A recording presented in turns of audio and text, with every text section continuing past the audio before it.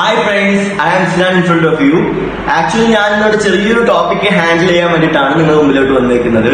മാത്രമല്ല എന്റെ ഈ ഒരു ടോപ്പിക്ക് പ്രസന്റ് ചെയ്യാനുള്ള മെയിൻ മോട്ടീവ് വേറെ ഒന്നുമല്ല. എനിക്ക് നിങ്ങളുടെ അടുത്ത് ചെറിയൊരു മെസ്സേജ് കൺവേ ചെയ്യണം, അല്ലെങ്കിൽ എനിക്ക് എന്റെ ഒരു എക്സ്പീരിയൻസിൽ അല്ലെങ്കിൽ എനിക്ക് എക്സ്പീരിയൻസ് ചെയ്യാൻ പറ്റിയിട്ടുള്ള ഒരു നിങ്ങൾക്ക് ബെനിഫിഷ്യൽ ആവും തോന്നുന്ന ഒരു കാര്യം നിങ്ങളുടെ അടുത്ത് ഷെയർ ചെയ്യണമെന്ന്. സോ അതിനും കൂടെ വേണ്ടിയിട്ടാണ് ഇങ്ങനെ ഒരു വീഡിയോ ചെയ്യണമെന്ന് വിചാരിച്ചത്. ഒരു മോട്ടീവ് തന്നെ അതാണ്. സോ ഞാനിപ്പോ നിങ്ങളുടെ അടുത്ത് എടുക്കാൻ പോകുന്ന ഒരു ചെറിയ ടോപ്പിക്ക് നിങ്ങൾക്ക് അറിയാം. നിങ്ങളുടെ CA ഫൗണ്ടേഷൻ എന്ന സ്റ്റുഡൻസിന് ഏകദേശം 4 പേപ്പേഴ്സ് ആണ് വരുന്നത്. അതിലെ പേപ്പർ 2 എന്ന് വെച്ചാൽ 2 സബ്ജക്റ്റ് ആണ്. 2 സബ്ജക്ട് എന്ന് വെച്ചാൽ ഒന്നാമത് ഇംഗ്ലീഷ്. നിങ്ങൾക്കറിയാം ഇംഗ്ലീഷ് 40 മാർക്സിന് വരുന്ന ഇംഗ്ലീഷ്. അതിന്റെ കൂടെ തന്നെ ഇംഗ്ലീഷിനെക്കാളും പ്രാധാന്യം കൊടുക്കേണ്ട ഒരു സബ്ജക്റ്റ് ആണ് ബിസിനസ് ലോ എന്ന് കേൾക്കുമ്പോൾ തന്നെ നമുക്ക് ഓർമ്മ വരുന്നത് ഉച്ചയ്ക്ക് ക്ലാസ്സിൽ കടന്നുറങ്ങുന്ന ആ ഒരു ഫീലാവും ഓർമ്മ വരുന്നത്. കാരണം എനിക്കറിയാം നോർമലി സ്റ്റുഡൻസ് എല്ലാവരും ലോന്റെ ക്ലാസ്സിന് കുറച്ച് ഡള്ളായിട്ടാണ് നിൽക്കാറ്. പിന്നെയും ഇൻട്രസ്റ്റ് ഉണ്ടാവും, പക്ഷെ എത്രത്തോളം ഇപ്പൊ പ്രൈവറ്റ് ഇൻസ്റ്റിറ്റ്യൂഷനിലൊക്കെ ഞാനൊക്കെ പോയിരുന്ന ടൈമില് പോയിരുന്ന വെച്ചാൽ ഇപ്പൊ കഴിഞ്ഞ വർഷം പോയിരുന്ന ടൈമില് എനിക്ക് തോന്നുന്നത് ഒരു ദിവസം രാവിലെ 9 മണി മുതൽ വൈകുന്നേരം 5:30 വരെ ലോ ക്ലാസ് ആണെങ്കിൽ ലോ ക്ലാസ്, അല്ലെങ്കിൽ മറ്റൊരു വിഷയമാണെങ്കിൽ മറ്റൊരു വിഷയം. ആ ടൈം വരെ നമ്മൾ ഇരിക്കും. 5:30 വരെ അതൊന്ന് ആലോചിച്ച് നോക്കുക, എത്ര ടൈമാണ് നമ്മളവിടെ ഇരിക്കുന്നത്. ഏകദേശം ഒരു 8 മണിക്കൂർ 9 മണിക്കൂർ ലോന്റെ ക്ലാസ്സിന് ഇരിക്കുക. സമ്മതിക്കണ്ടേ? അല്ല, ഇത്രയും സ്ട്രഗിൾ എടുത്തിട്ട് നമ്മൾ എന്നിട്ട് അത്രയും ശ്രദ്ധിച്ചിരിക്കും. ഞാൻ കണ്ടിട്ടുണ്ട് അത്രയും ശ്രദ്ധിച്ചിരിക്കുന്ന കുട്ടികളുണ്ട്. മീൻസ് അത്രയും ഈ ഒരു ഗോൾ ഇത്രയും ഒരു ഇതായിട്ട് കൊണ്ടു നടക്കുന്ന കുട്ടികള്, എനിക്ക് ഇത് എടുത്തേ പറ്റുള്ളൂ എന്നുള്ള അത്രയും ഒരു ലക്ഷ്യബോധമുള്ള കുട്ടികളെ ഞാൻ ഇഷ്ടം പോലെ ആൾക്കാരെ കണ്ടിട്ടുണ്ട്. അവരൊക്കെ എന്ന് വെച്ചാൽ ശ്രദ്ധിച്ചിരിക്കും. അപ്പം എങ്ങനെ പോയി കഴിഞ്ഞാലും നമുക്ക് വീക്ക് എന്ന് പറയാൻ പറ്റില്ല. മെജോറിറ്റി ഓഫ് സ്റ്റുഡൻസിനും ഏറ്റവും കൂടുതൽ ഡിഫിക്കൽറ്റി ഫേസ് ചെയ്യുന്ന ഒരു സബ്ജക്റ്റ് ആണ് ബിസിനസ് ലോ. അത് ഈ ഒരു ക്ലാസിന്റെ പ്രശ്നം കൊണ്ടെന്ന് മാത്രമല്ല, നമ്മൾ പഠിക്കേണ്ട പോലെ പഠിക്കുന്നില്ല. ഇപ്പൊ നമ്മുടെ എഡ്യൂക്കേഷൻ സിസ്റ്റം ആണെന്നുണ്ടെങ്കിൽ പ്രൈവറ്റ് ഇൻസ്റ്റിറ്റ്യൂഷനിൽ ഇത്രയും നേരം അടുപ്പിച്ച് ക്ലാസ് എടുക്കുന്നതിൽ എനിക്ക് തീരെ ഒരു ശരിയായിട്ട് തോന്നിയിട്ടില്ല കേട്ടോ, സത്യം പറഞ്ഞാൽ. കാരണം എന്ന് വെച്ചാൽ ഇത്രയും മണിക്കൂർ ക്ലാസ് എടുത്ത് കഴിഞ്ഞാൽ നോർമലി എന്റെ ടീച്ചേഴ്സ് ഒക്കെ പറഞ്ഞു കേൾക്കാം, ഇത്ര മിനിറ്റ് ഒരു കുട്ടിക്ക് ഒരു ക്ലാസ്സിൽ കണ്ടിന്യൂസ് ആയിട്ട് ശ്രദ്ധിക്കാൻ കഴിയുള്ളൂ. ഇത്ര മിനിറ്റിന് ശേഷം നമ്മുടെ കോൺസെൻട്രേഷൻ നഷ്ടപ്പെടുന്നു. ഞാൻ ഇപ്പൊ പഠിക്കുന്നത്, മുമ്പ് ഇവിടെ കാലിക്കറ്റിലായിരുന്നു പഠിച്ചിരുന്നത്. സോ എന്റെ സെക്കൻഡ് അറ്റംപ്റ്റ് ഞാൻ മുമ്പേ പ്ലാൻ ചെയ്തിരുന്നു. എങ്ങാനും ഫെയിൽ ആവുകയാണെന്നുണ്ടെങ്കിൽ ഞാൻ ചെന്നൈയിൽ, നിങ്ങൾക്ക് എല്ലാവർക്കും അറിയാം, സൗത്ത് റീജിയനിൽ ഫേമസ് ആയിട്ടുള്ള ഒരു ഏരിയ ആണ് ചെന്നൈയിൽ CAന്റെ ഒരു വിഭാഗം തന്നെയുണ്ട്. അതായത് CA പഠിക്കാൻ അത്രയും കുട്ടികൾ വന്ന് പഠിക്കുന്ന ഒരു സ്ഥലമാണ് ചെന്നൈ. സോ എല്ലാരെയും പോലെ നല്ല എഡ്യൂക്കേഷൻ ആവുമെന്ന് വെച്ചിട്ട് ഞാനും പോയി. നല്ല എഡ്യൂക്കേഷൻ ആണ്. ഒരു മീൻസ് ക്ലാസ് എന്ന് വെച്ചാൽ അത്രയും ഞാൻ പഠിക്കുന്നത് അതാണ് മെയിൻ. ഞാനെന്ന് വെച്ചാൽ ഞാൻ CA ഫൗണ്ടേഷൻ ഫസ്റ്റ് അറ്റംപ്റ്റിന് പഠിച്ചത് 50,000 രൂപ ഫീ കൊടുത്തിട്ടാണ്, 50,000 കൊടുത്തിട്ടാണ് ഞാൻ പഠിച്ചത്. 50,000 കൊടുത്തിട്ടാണ് ഞാൻ പഠിച്ചിട്ടുണ്ടായിരുന്നത്. സോ ഈ 50,000 ഞാൻ കൊടുത്ത് അതിന് പകരം എനിക്ക് ഇവിടെ കൊടുക്കേണ്ടി വരുന്നത്, മീൻസ് ഞാനിപ്പം ചെന്നൈ IC ഭവനിലാണ് പഠിക്കുന്നത്. അതായത് ഇതൊരു ഡൽഹി ബേസ്ഡ് ബോർഡാണ്. നമ്മളെ ICA തന്നെ IC ഭവനിലാണ് പഠിക്കുന്നത്. സോ ICAയിൽ അവരൊരു സർവീസ് പോലെ നടത്തുകയാണ്. ആ ഒരു സർവീസ് പോലെ നടത്തുമ്പോൾ അവർ എന്റെ അടുത്ത് നിന്ന് വാങ്ങുന്നത് 12,000 രൂപയാണ്. സോ 12,000 രൂപയ്ക്ക് ആദ്യം ഇത് നമ്മൾ പൊതുവെ ആൾക്കാർ കേൾക്കുമ്പോ അയ്യോ 12,000 രൂപയല്ലേ വാങ്ങുന്നുള്ളൂ. അപ്പൊ അവര് കുട്ടികളെ വല്ലാണ്ട് ശ്രദ്ധിക്കില്ല എന്ന് മാത്രമല്ല, അവര് കുട്ടികൾ കളിക്കുകയാണെങ്കിൽ കളിക്കട്ടെ. പിന്നെ കാരണം +2 കഴിഞ്ഞിട്ട് വരുന്ന പിള്ളേരാവും കൂടുതലുണ്ടാവുക. അപ്പം പാരന്റ്സിനൊക്കെ കുറച്ച് വെറീഡ് ആയിരിക്കും. അവരെന്താ വിചാരിക്കാന്ന് വെച്ചാൽ അവര് വിചാരിക്കും മക്കളിപ്പം എന്റെയൊക്കെ +1 +2 എന്ന് വെച്ചാൽ അതൊക്കെ ഒരു കളി എന്ന് വെച്ചാൽ അത്രയും ഉഴപ്പി നടന്ന ടൈമില്ലായിരുന്നു ലൈഫിൽ. മീൻസ് +1 +2 എന്നൊക്കെ വെച്ച് ക്ലാസ് കട്ട് ചെയ്യുക, ഇതൊക്കെ തന്നെ ഫ്രണ്ട്ഷിപ്പ് തന്നെ ഉള്ളുവായിരുന്നു +1 +2. ഇഷ്ടംപോലെ അനുഭവങ്ങളൊക്കെ തന്ന ഒരു ലൈഫായിരുന്നു +1 +2. സോ +1 +2 എനിക്ക് ഒരു നോട്ട് ബുക്ക് പോലും ഇല്ലായിരുന്നു. നിങ്ങളോട് പറഞ്ഞത് ഒരു നോട്ട് ബുക്ക് പോലും എനിക്കില്ലായിരുന്നു. എനിക്കെന്ന് മാത്രമല്ല, ഇപ്പൊ പോലും മിക്ക സ്റ്റുഡൻസിന്റെ കേസിലും അങ്ങനെ തന്നെ ആയിരിക്കും. ഒരു നോട്ട് പോലും നമ്മള് ടീച്ചറെ ബോധിപ്പിക്കാൻ വേണ്ടി ഒരു കടലാസം എന്തെങ്കിലും ഉണ്ടായാൽ മതി. ഞാൻ പഠിച്ചിരുന്നത് ഫാറൂഖ് കോളേജ്, ഇപ്പൊ കാലിക്കറ്റ് തന്നെ ഫാറൂഖ് കോളേജിലായിരുന്നു. സോ അങ്ങനെ അവിടെ ഭയങ്കര സ്ട്രിക്റ്റ് ആയിരുന്നു. പക്ഷെ ക്ലാസ് കട്ട് ചെയ്യുന്നതൊക്കെ നമ്മൾ ഡെയിലി വന്ന് അറ്റൻഡൻസ് എടുത്ത് പോകും, അത്രേ ഉള്ളൂ. അപ്പം ഒരു നോട്ട് ഒന്നും കീപ്പ് ചെയ്യാണ്ട് നമ്മൾ CA അല്ലേ, CAക്ക് +1 +2 പാസ്സായാൽ മതി എന്നുള്ള ആ ഒരു കൺസെപ്റ്റിലായിരുന്നു. സോ നല്ലോണം കളിച്ചു. ഇനിയിപ്പോ 5 വർഷം ഇരുന്ന് ചത്ത് പഠിക്കാനുള്ളതല്ലേ, സോ നല്ലോണം കളിച്ചു. അപ്പോ എല്ലാം കഴിഞ്ഞിട്ട് എന്നാ പിന്നെ പഠിക്കാനിരിക്കാന്ന് വെച്ചിട്ട് പഠിക്കാനിരിക്കാൻ നിന്നപ്പം കിട്ടുന്നില്ല, പഠിക്കാൻ കഴിയുന്നില്ല. സത്യം പറഞ്ഞാല് എല്ലാം ഔട്ട് ഓഫ് ഫോക്കസ് ആയിരിക്കും. കാരണം എന്താ വെച്ചാല് 2 വർഷം പഠനവുമായിട്ട് യാതൊരു ബന്ധമില്ലാണ്ടാണ് ഞാൻ പിന്നെ CAയിലേക്ക് ഇറങ്ങുന്നത്. ഇത് എന്റെ മാത്രം പ്രശ്നമല്ല. ഇപ്പം അറ്റ്ലീസ്റ്റ് കുറച്ച് മീഡിയം ലെവലിൽ പഠിച്ച സ്റ്റുഡൻസിന് പോലും അതല്ല, ഇപ്പം മീഡിയം ലെവലിൽ പഠിച്ച സ്റ്റുഡൻസ് കയറി വരുന്നവരുണ്ട്. മീൻസ് അവർ ഫൗണ്ടേഷൻ പാസ്സാവുന്നവരും ഇഷ്ടം പോലെ ഉണ്ടാവും. ചിലവർക്ക് ലക്കാണ്, ചിലവർക്ക് പഠിക്കുന്നില്ല പക്ഷെ സ്കിൽസ് കൂടുതലായിരിക്കും. നമുക്ക് വേണ്ടതും അതാണ്. CA സ്റ്റുഡൻസിന് വേണ്ടത് അത് തന്നെയാണ്. നമ്മൾ +1 +2 എത്ര പഠിക്കുന്നു, എങ്ങനെ പഠിക്കുന്നു എന്നുള്ളതല്ല, നമ്മുടെ സ്കിൽസ് നമ്മൾ ഡെവലപ്പ് ചെയ്യണം. എന്നാലേ നമുക്ക് ഇപ്പം പഠിച്ചിട്ടില്ല എന്ന് വെച്ചിട്ട് നമുക്ക് മുൻപോട്ട് പഠിക്കാൻ കഴിയില്ല. നമ്മുടെ ബ്രെയിന് നമുക്ക് ഒരു കാര്യം നമ്മൾ എപ്പോഴും ഓർമ്മിച്ചു വെക്കാൻ ശ്രമിച്ചു കഴിഞ്ഞാല് അതല്ല, നമുക്ക് ആ ഒരു ശീലമില്ല. പഠിക്കാത്ത ഒരു ശീലം വന്നു കഴിഞ്ഞപ്പോ നമ്മുടെ പാരന്റ്സ് ഒക്കെ പറഞ്ഞു കേൾക്കാൻ ആവുന്ന കാലത്ത് പഠിക്കണം, പിന്നെ അങ്ങോട്ട് തലയിൽ കയറില്ല എന്നുള്ളത്. അതെന്തുകൊണ്ടാ? അവര് കുറെ കാലമായിട്ട് ചെയ്യാത്തൊരു പ്രവൃത്തി നമ്മൾ ഡയലി ചെയ്തു വരുന്നുണ്ട്. നമ്മള് LKG മുതൽ അങ്ങോട്ട് പഠിച്ചുകൊണ്ട് നിൽക്കുന്ന സ്റ്റുഡൻസ് ആണ്. നമ്മൾ അങ്ങനെ പഠിച്ചുകൊണ്ട് സ്റ്റുഡൻസ് എന്ന് പറഞ്ഞാൽ മേലോട്ട് വരുന്ന അവർ പഠിച്ച ശീലമുള്ളവരാണ്. അപ്പൊ നമുക്ക് അത്രയും ഗ്രാസ്പ് ചെയ്യാൻ കഴിയും. അവര് കുറെ കാലമായി പഠിച്ചിട്ട് അപ്പൊ അവർക്ക് പിന്നീട് ആ ഒരു കാര്യം ചെയ്യുമ്പോൾ ആ ഒരു സ്റ്റാർട്ടിംഗ് ട്രബിൾ എന്തായാലും വരും. സോ അതേപോലെ തന്നെ നമ്മുടെ കേസില്, എന്റെ കേസിൽ നിന്നൊക്കെ വെച്ച് 2 വർഷം വെറുതെ നടന്നു. പിന്നെയാണ് CAയിലേക്ക് എൻട്രി ചെയ്തത്. CAയിലേക്ക് എൻട്രി ചെയ്തപ്പോ എനിക്ക് ആദ്യം തോന്നിയത്, സോ ജസ്റ്റ് ആദ്യം കുറച്ച് സീരിയസ്നെസ് ഒക്കെ ഉണ്ടായിരുന്നു. സീരിയസ്നെസ് ആദ്യം നല്ല ഉണ്ടായിരുന്നു.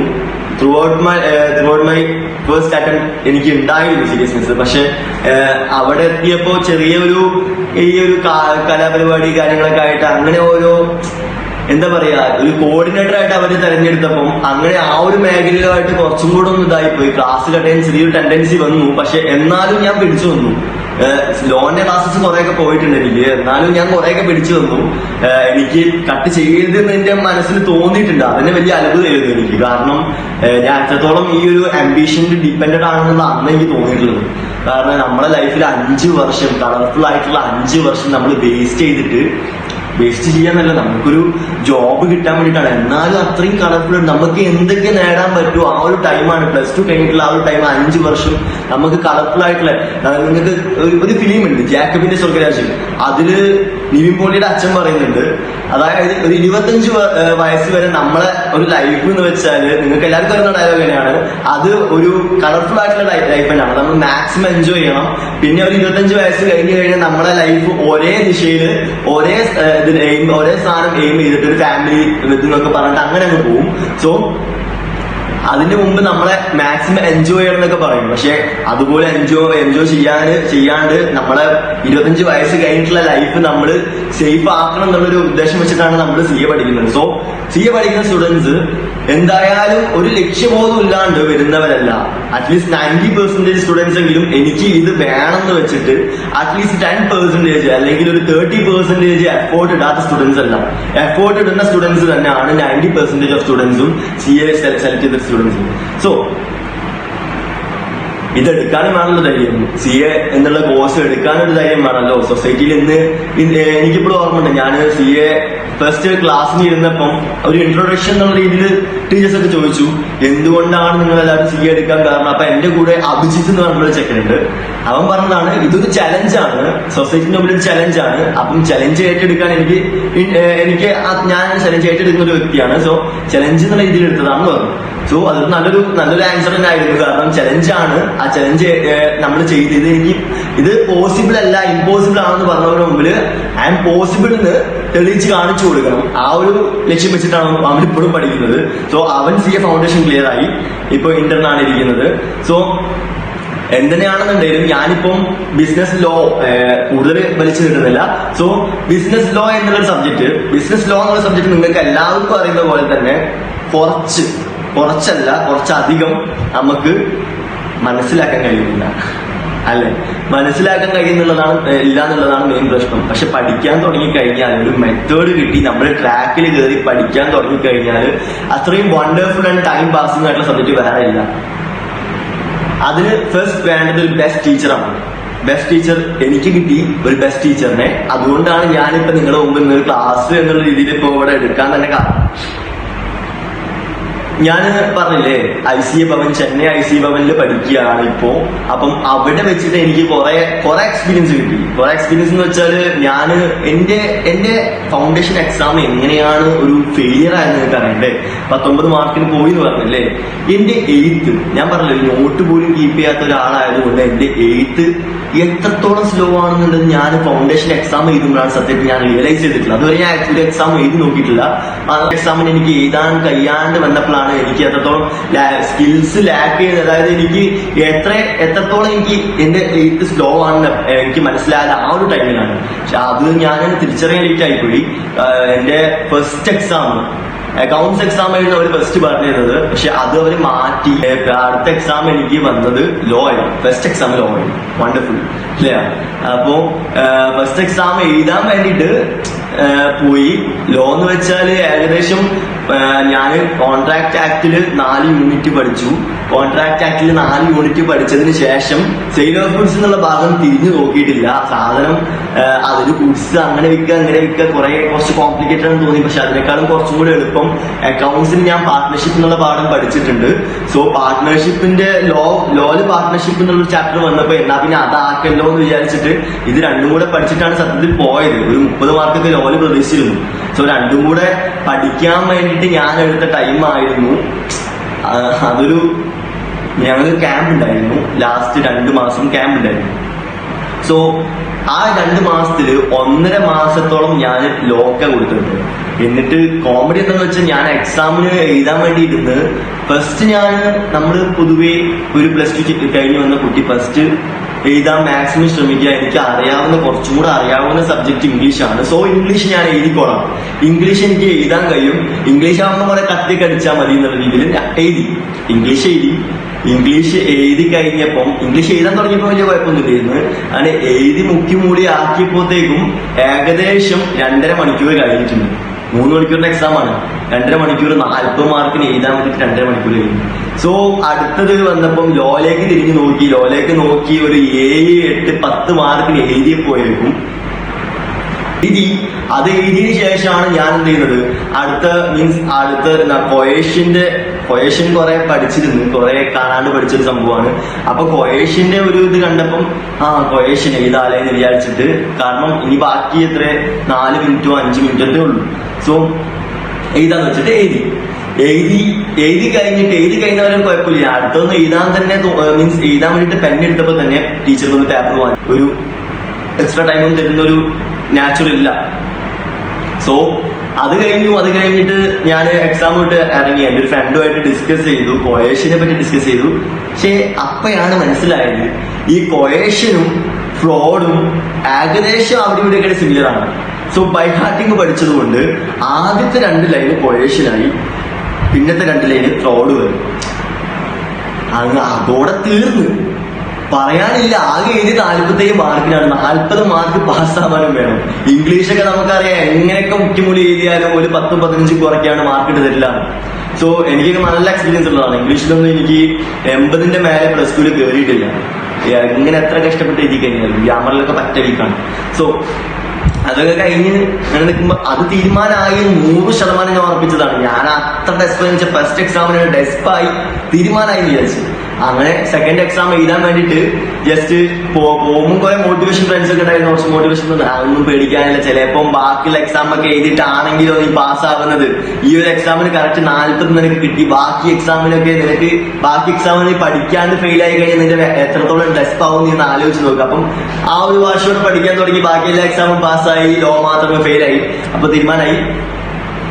അതൊന്നും തീരുമാനമായപ്പം പിന്നെ ഫസ്റ്റ് ഒരു ചെറിയ ടെസ്റ്റ് ഉണ്ടെങ്കിൽ പിന്നെ വാശിയായി. എക്സാമിന് പിടിക്കണം, അതിന്റെ കൂടെ തന്നെ ഒരു ബ്രേക്ക് കൊടുക്കാൻ ഇന്റർന് പഠിക്കണം എന്നുള്ളതൊക്കെ ഇതിലാണ് നിന്നിരുന്നത്. പക്ഷെ ഇപ്പൊ കൊറോണ വന്ന് തീരുമാനമായി, ചെറിയ ആ ചൂടും പോയി കുറഞ്ഞുപോയി. സോ എന്തായാലും അപ്പൊ ചെന്നൈയിൽ എന്റെ ഡേയ്സ് മൊത്തം വണ്ടർഫുൾ ആയിരുന്നു. അവിടുത്തെ എന്റെ ഒരു എഡ്യൂക്കേഷൻ എന്ന് വെച്ചാൽ തന്നെ ഒരു ഡിഫറെന്റ് ആയിരുന്നു. ഇവിടുന്ന് പഠിച്ച പോലെ ഒന്നും അല്ല. ഞാൻ അവിടെ ഒരു പബ്ലിക് ലൈബ്രറി ഉണ്ട്. അവിടെ ഏകദേശം 300 or 400 സ്റ്റുഡൻസ് വരും. സോ അവരുടെ ഇടയിൽ നമ്മളപ്പുറത്തിരിക്കുന്ന ഫൈനലായിരിക്കും, ചിലപ്പോൾ ഇന്റർ ആയിരിക്കും, ഒക്കെ ഒരു വണ്ടർഫുൾ എക്സ്പീരിയൻസ്. അവിടെ സംസാരിക്കാൻ പാടില്ല, ഒന്നുമില്ല. നമ്മളങ്ങ് ഇരുന്ന് കഴിഞ്ഞാൽ ഒറ്റ സ്ട്രെച്ചിൽ നമുക്കങ്ങ് പഠിച്ചു പോകാൻ കഴിയും. അങ്ങനെ പഠിക്കണമെന്ന് ഇന്റൻഷനുള്ള കുട്ടികൾ അവിടെ വരുള്ളൂ. അവിടെ ചെന്നൈയിൽ നോക്കിച്ച് നമ്മളെ ഈ കേരളത്തിലെ പോലൊന്നും അല്ല കേട്ടോ.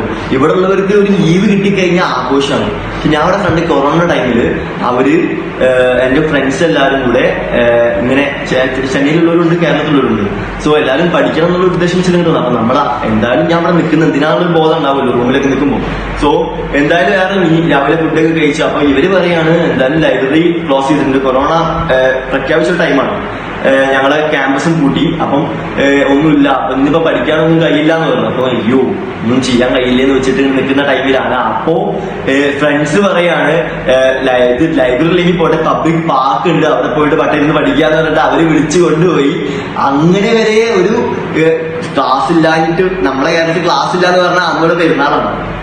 അപ്പോ ചെന്നൈയിലൊക്കെ എന്ന് വെച്ചാൽ ഞാൻ നിങ്ങളടുത്ത് പറയണം, അവിടെ നമ്മുടെ ഈ സൗത്ത് റീജിയനിൽ ഏറ്റവും കൂടുതൽ പാസ്സായി വരുന്നത് അവിടെ ആ ഒരു ഏരിയ ഉള്ളവരാണ്. അതിന് കാരണം എന്താന്നുള്ളത് ഒന്ന് മനസ്സിലാക്കി തന്നതാണ്. അതായത് അവര് മാക്സിമം ടൈം യൂട്ടിലൈസ് ചെയ്യുന്നു, നമ്മൾ ടൈമേ യൂട്ടിലൈസ് ചെയ്യുന്നില്ല, അതാണ് വ്യത്യാസം.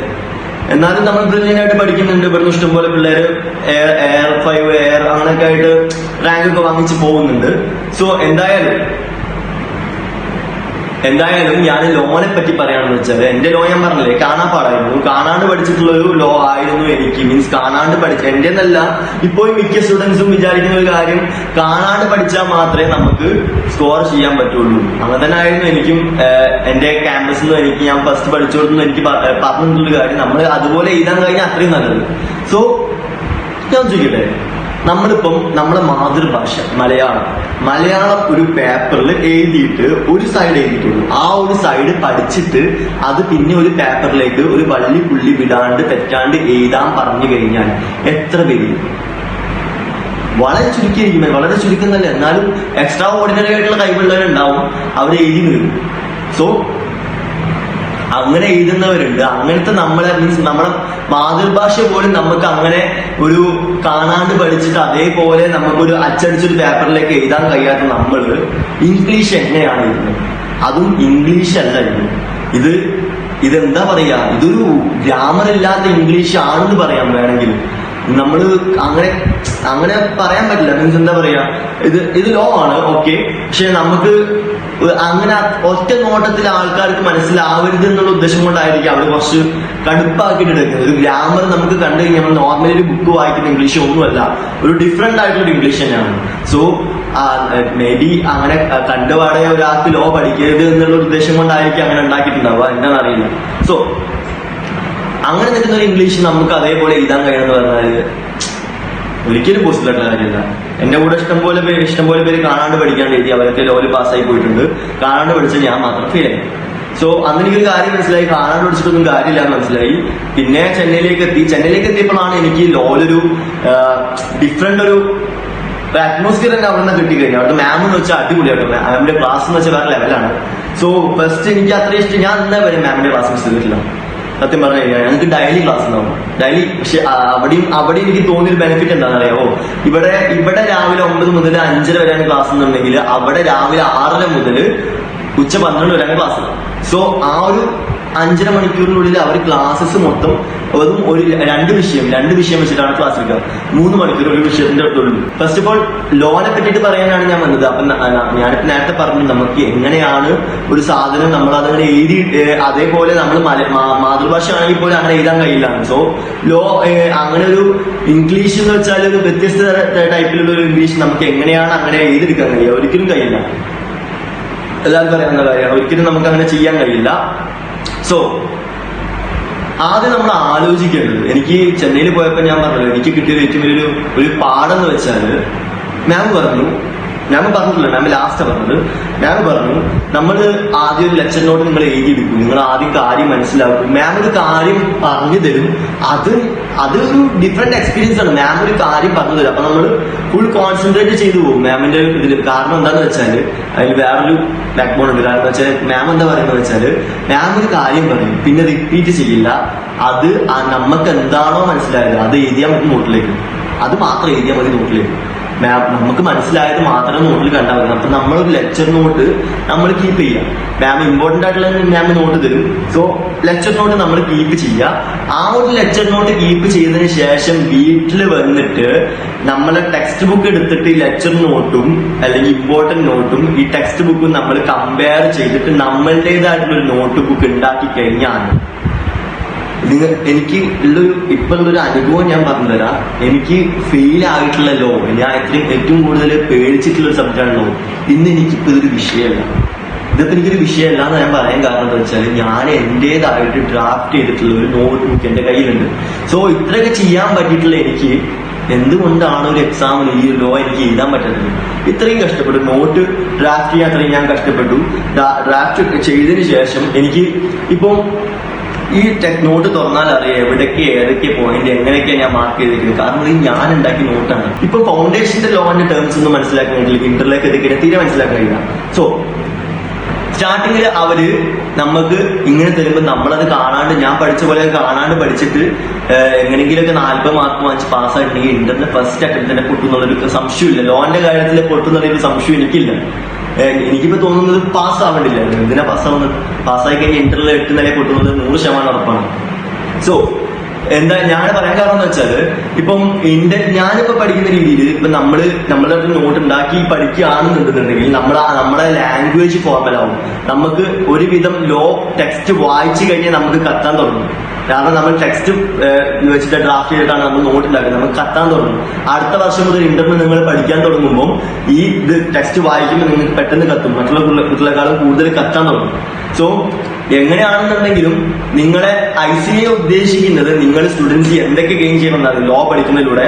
ആദ്യം നാളെ ഒരു ക്ലയൻസ് വരുമ്പോൾ നിങ്ങൾ CA സ്റ്റുഡന്റ് ആണ്, അല്ലെങ്കിൽ നിങ്ങളെ ഫാമിലിയിൽ ആരെങ്കിലും ഇങ്ങനെ ബിസിനസ്സും കാര്യമൊക്കെ ആയിട്ട് CAന്റെ ഒരു ഹെൽപ്പ് ആവശ്യമുണ്ടെന്നുണ്ടെങ്കിൽ നിങ്ങൾക്ക് ഈ ലോ പഠിച്ചു കഴിഞ്ഞാൽ, ലോ കൺസെപ്റ്റ് ബേസ്ഡ് ആയിട്ട് പഠിച്ചു കഴിഞ്ഞാലേ നിങ്ങൾക്ക് ഇത് പറഞ്ഞു കൊടുക്കാൻ കഴിയുള്ളൂ. നാളെ ഒരു ക്ലയന്റ് വന്നു കഴിഞ്ഞാൽ നിങ്ങൾക്ക് സർ ഇതാണ് നിങ്ങളുടെ പ്രോബ്ലം, ഈ പ്രോബ്ലത്തിന്റെ സൊല്യൂഷൻ ഇതാണ് നിങ്ങൾക്ക് പറഞ്ഞു കൊടുക്കാൻ കഴിയണം എന്നുണ്ടെങ്കിൽ നിങ്ങൾക്ക് കൺസെപ്റ്റ് ക്ലിയർ ആയിരിക്കണം.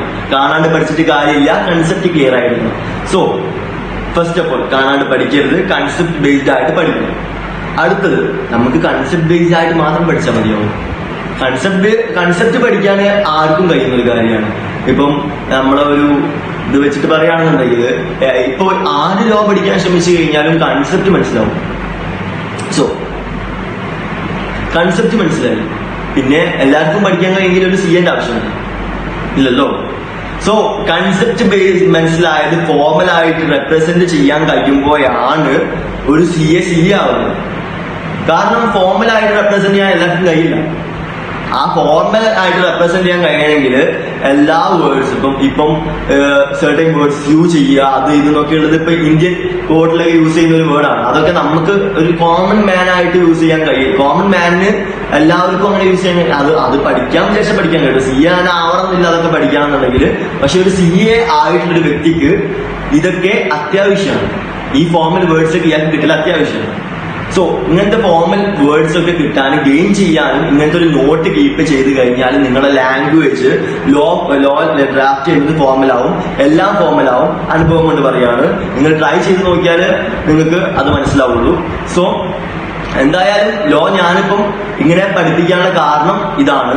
ഞാൻ ഇങ്ങനെ ഒരു ക്ലാസ് എടുക്കാനുള്ള കാരണം ഇതാണ്. എനിക്ക് തോന്നിയ ഏറ്റവും വലിയൊരു ചേഞ്ച്, ക്ലാസ്സിൽ എനിക്ക് തോന്നിയ ഏറ്റവും വലിയ ഡിഫറൻസ്, ഞാൻ പഠിച്ച 2 രീതികൾ തമ്മിൽ ഡിഫറൻസ് കാരണം എനിക്ക് കിട്ടിയ കുറച്ച് ബെനിഫിറ്റ്സ് അത് നിങ്ങളോട് ഷെയർ ചെയ്യാൻ വേണ്ടിയാണ് ഇപ്പൊ ഒരു വീഡിയോ ഞാൻ ഉണ്ടാക്കിയത് മെയിനായിട്ട്. സോ ലോന്റെ കാര്യത്തിൽ നിങ്ങൾ ഇത്രയും കാര്യങ്ങൾ കീപ്പ് ചെയ്ത് കഴിഞ്ഞാൽ above 80%, എനിക്ക് എന്റെ ടീച്ചർ അഷ്യൂ ചെയ്ത കാര്യമാണ്, above 80% നിങ്ങൾക്ക് കിട്ടിയിരിക്കും. അത് ഗ്യാരണ്ടിയാണ്. ഇത് നിങ്ങൾക്ക് എത്രത്തോളം ഹെൽപ്ഫുൾ ആവുമെന്ന് അറിയില്ല. എന്തായാലും നമുക്ക് നോക്കാം. Let's start the class. So നമ്മൾ പഠിക്കുന്ന സബ്ജക്റ്റിന്റെ പേര് ബിസിനസ് ലോ എന്നാണ്. So what is business? We all know what is business. It's an economic activity. So എന്താണ് ഒരു ലോ? ബിസിനസ് എന്താണെന്ന് നമുക്കറിയാം. അപ്പൊ ലോ എന്താണ്? What is law? So normally law എന്ന് വെച്ചാൽ it's nothing. Actually നമ്മൾ ഈ സൊസൈറ്റിയിൽ ജീവിക്കുന്ന each and every human being ഒരു ഇന്ത്യൻ സിറ്റിസൺ എന്ന നിലയ്ക്ക് നമുക്ക് certain laws ഉണ്ട് ഇല്ലേ? ഒരു set of rules of regulations, നമുക്കൊരു particular set of rules of regulation നമ്മൾ ഫോളോ ചെയ്യണം each and every human being. കാരണം അത് ഓരോരുത്തർക്കും ബാധകമാണ്. ഇപ്പോ ഫോർ എക്സാമ്പിൾ ഇതിന്റെ ലോ എന്നുള്ളത് നിങ്ങൾക്ക് ഒരു ഡെഫിനിഷൻ മോഡൽ പറഞ്ഞു തരാൻ പറ്റുകയാണെന്നുണ്ടെങ്കിൽ maybe more help for you to understand. So law is nothing but a set of rules and regulation. Other rules and regulations are it leads to peace and smooth functioning and thereby ultimately provide for the growth and development of the society. ഒന്നുമില്ല, simple ആണ്. അതായത് അതൊരു set of rules of regulation അല്ലെങ്കിൽ ഒരു code of conduct.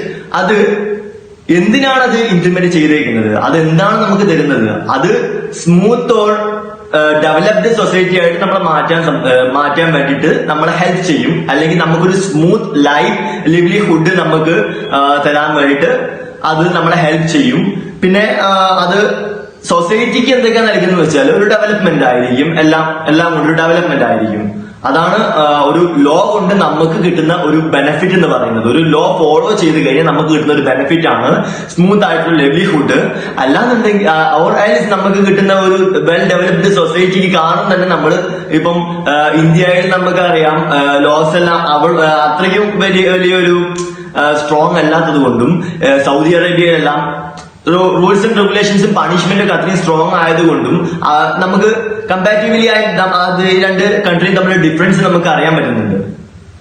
മെയിനായിട്ട് population ഡിഫറൻസും അതുകൊണ്ടൊക്കെ ആയിരിക്കാം. പിന്നെ റൂൾസും റെഗുലേഷൻസും കുറച്ചും കൂടെ സ്ട്രോങ് ആയതുകൊണ്ടും ആണെന്ന് നമുക്ക് പറയാം. So what is business law? That's the question. What is business law? Business എന്താന്ന് പറയാം, ലോ എന്താന്ന് പറയാം ഇപ്പോ. പക്ഷെ what is business law? Business law എന്താണ്? ഒരു set of rules and regulation applied on the business. Nothing. A set of rules and regulations for the business environment. Business എൻവിറോൺമെന്റിന് വേണ്ടിയിട്ടുള്ള സെറ്റ് ഓഫ് റൂൾസ് ആൻഡ് റെഗുലേഷൻസിനാണ് എന്തെന്ന് പറയുന്നത് business law എന്ന് നമ്മൾ പറയുന്നത്. ഞാൻ ഒരു കാര്യം ചോദിക്കട്ടെ, എന്തിനാണ് why do we need to learn law? എന്തിനാ നമ്മൾ ലോ പഠിക്കേണ്ട ആവശ്യമുണ്ടോ? നമുക്ക് എന്താ ആവശ്യം വരുന്നത്? സ്മൂത്ത് റണ്ണിങ് ഓഫ് സൊസൈറ്റി ഒക്കെ ഓക്കെയാണ്, നമ്മൾ പഠിക്കണം എന്നുള്ളതിന്റെ അത് ലോ ഫോളോ ചെയ്യുന്ന അറിയാത്തവരെന്ത് ചെയ്യും? ഇപ്പോ ഒരു കേസിൽ നമ്മൾ പെട്ടുപോയി കഴിഞ്ഞാൽ എനിക്ക് ഈ നിയമം അറിയില്ലായിരുന്നു എന്ന് പറഞ്ഞു കഴിഞ്ഞാൽ ഇന്ത്യൻ കോർട്ട് അത് അംഗീകരിക്കും നിങ്ങൾക്ക് തോന്നുന്നുണ്ടോ?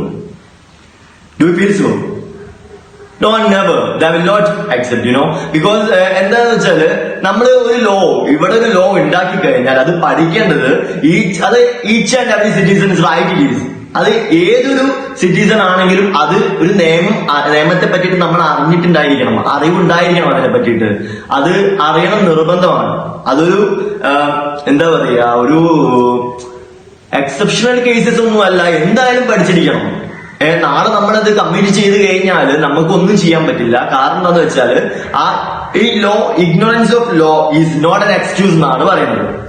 അതിന്റെ ഒരു ലാറ്റിൻ വേർഡ് എന്താന്ന് വെച്ചാല് ഇഗ്നോറൻഷ്യ ജൂറിസ് നോട്ട് എക്സ്ക്യൂസ് ദാറ്റ്. What it is? ഇഗ്നോറൻഷ്യ ജൂറിസ് നോട്ട് എക്സ്ക്യൂസ് ദാറ്റ്. സോ നെക്സ്റ്റ്, എന്താണ് ഒരു കോൺട്രാക്ട്? നിങ്ങൾ ആലോചിച്ചിട്ടുണ്ട് ഒരു കോൺട്രാക്ടിന്റെ മീനിങ് എന്താ? ഒരു കോൺട്രാക്ട് എന്ന് പറഞ്ഞാൽ എന്താ? പോട്ടെ, ഫസ്റ്റ് ഓഫ് ഓൾ നമ്മൾ ഈ കോൺട്രാക്ട് പഠിക്കേണ്ടിരുന്ന ഈ കോൺട്രാക്ട് പഠിക്കണം. ഈ പഠിച്ചു കഴിഞ്ഞാൽ നമുക്ക് കിട്ടുന്ന ബെനിഫിറ്റ് എന്താ? What we should look yeah. Because നമ്മളിപ്പം ഡെയിലി ലിവ്ലിഹുഡിലൂടെ നമ്മൾ ജീവിക്കുന്ന ഡെയിലി ആക്ടിവിറ്റി, നമ്മൾ ചെയ്യുന്ന ഡെയിലി ആക്ടിവിറ്റിയിൽ പോലും ലോ ഒരു കോൺട്രാക്ട് നമുക്കുണ്ട്.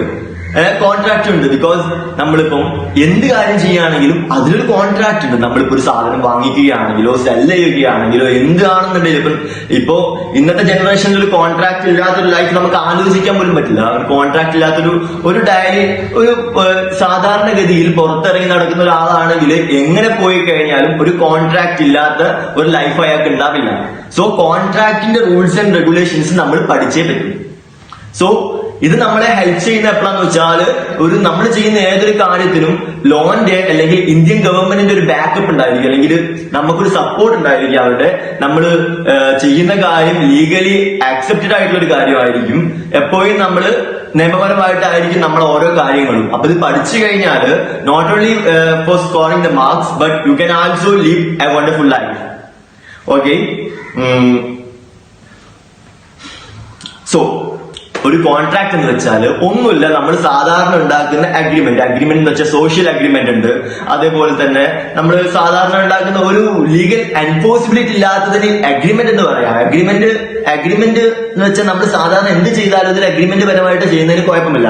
പക്ഷെ നമ്മളത് ലീഗലി എൻഫോഴ്സിബിൾ ആയിട്ടുള്ള അഗ്രിമെന്റ് ആയിരിക്കണം. അതായത് ലീഗലി എൻഫോഴ്സിബിൾ എന്ന് വെച്ചാൽ ഈ രണ്ട് പാർട്ടിയും തമ്മിലൊരു ഇന്റൻഷൻ ഉണ്ടായിരിക്കണം. ഈ ബൈൻഡിങ് ലീഗൽ ഒബ്ലിഗേഷൻ ക്രിയേറ്റ് ചെയ്യാനുള്ള ഒരു അഗ്രിമെന്റ് ആയിരിക്കണമെന്ന്.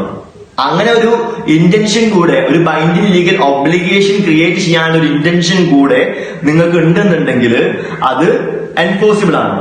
അതിനാണ് ഈ എൻഫോഴ്സിബിലിറ്റിയുടെ മീനിങ് എന്താന്ന് വെച്ചാൽ two party should have an intention to create binding legal relationship. Binding legal relationship എന്ന് വെച്ചാൽ എന്താണ് നിങ്ങൾ പാലിക്കുന്നുണ്ടാവും. ഇപ്പം ബൈൻഡിങ് ലീഗൽ റിലേഷൻഷിപ്പ് എന്ന് വെച്ചാൽ വേറെ ഒന്നുമല്ല. ഇപ്പോ ഞാനും നിങ്ങളും തമ്മിൽ ഒരു കോൺട്രാക്ട് ഉണ്ടാക്കി. അപ്പോ ഞാനിത് പെർഫോം ചെയ്യാൻ ഫെയിൽ ആയി കഴിഞ്ഞാൽ നിങ്ങൾക്ക് അത് മൂലം എന്തെങ്കിലും നഷ്ടം വന്നു കഴിഞ്ഞാൽ നിങ്ങൾക്ക് അത് ക്ലെയിം ചെയ്യാൻ കഴിയണ്ടേ? എന്റെ മേൽ സ്യൂ ചെയ്യാൻ കഴിയണ്ടേ കോർട്ടില്? ആ സ്യൂ ചെയ്യാനുള്ള റൈറ്റ് അല്ലെങ്കിൽ ഈ ഒരു എൻഫോഴ്സിബിലിറ്റി എന്നുള്ള ഒരു മെയിൻ എലമെന്റ് നിങ്ങളുടെ അഗ്രിമെന്റിൽ ഇല്ല എന്നുണ്ടെങ്കിൽ കോർട്ട് ഒരിക്കലും നിങ്ങൾക്ക് സപ്പോർട്ടീവ് ആയിട്ട് ഒരു ജഡ്ജ്മെന്റ് നടത്തില്ല. I am sure. ബിക്കോസ് എന്താന്ന് വെച്ചാൽ അത് അങ്ങനെയാണ്. ഇപ്പൊ നമ്മള് ഒരു കാര്യത്തിന് നമ്മളിപ്പോ എന്താ പറയുക, ഒരു നിയമപരമായിട്ട് നമ്മളൊരു കാര്യം ഫോളോ ചെയ്യാണ്ട് ഇത് ഇങ്ങനെയാണ് അങ്ങനെയാണെന്ന് പറഞ്ഞു കഴിഞ്ഞാൽ ഒരിക്കലും. ഫോർ എക്സാമ്പിൾ, നമ്മളിപ്പോ ഒരാൾക്ക് കടം കൊടുത്തു കഴിഞ്ഞാൽ 3 വർഷമായിട്ട് നമ്മൾ ആ ഭാഗത്തേക്ക് തിരിഞ്ഞു നോക്കാണ്ട് 3 വർഷം കഴിഞ്ഞിട്ടാണ് നമ്മൾ ആ കടം ചോദിക്കാൻ ചെല്ലുന്നതെന്ന് വെച്ചാൽ നമുക്ക് ആ കടം തിരിച്ചു കിട്ടില്ല. കോർട്ട് പോലും നമ്മളെ സപ്പോർട്ട് ചെയ്യില്ല. സംഭവം ശരിയാണ്, നമ്മൾ പണം കൊടുത്തിട്ടുണ്ട്, ഒക്കെയാണ്. പക്ഷെ നമുക്ക് അത് ലീഗലി നമ്മൾ ഫോളോ ചെയ്യണം. എന്നാൽ മാത്രമേ നമ്മൾ ചെയ്യുന്ന കാര്യത്തിന് ലീഗൽ ബാക്കപ്പ് കിട്ടുള്ളൂ. സോ കോൺട്രാക്ട് എന്ന് പറഞ്ഞാൽ അതാണ്. പക്ഷെ എല്ലാ അഗ്രിമെന്റും കോൺട്രാക്ട് ആണെന്ന് നിങ്ങൾ വിചാരിക്കുന്നുണ്ടോ? ഇല്ല. Not all agreements are contract, but the agreements which are legally enforceable is called as a contract. Legally enforceable ആയിട്ടുള്ള അഗ്രിമെന്റ്സ് മാത്രമാണ് contract. So that's all about contract. So ഒരു കോൺട്രാക്ടിന്റെ മീനിങ് പറഞ്ഞു കഴിഞ്ഞു. ഇനി നമ്മൾ പറഞ്ഞു അഗ്രിമെന്റ് പ്ലസ് എൻഫോഴ്സിബിലിറ്റി, അതാണ് കോൺട്രാക്ട് എന്ന് പറഞ്ഞു. So what is an agreement? എന്താ ഒരിക്കലും അഗ്രിമെന്റ്?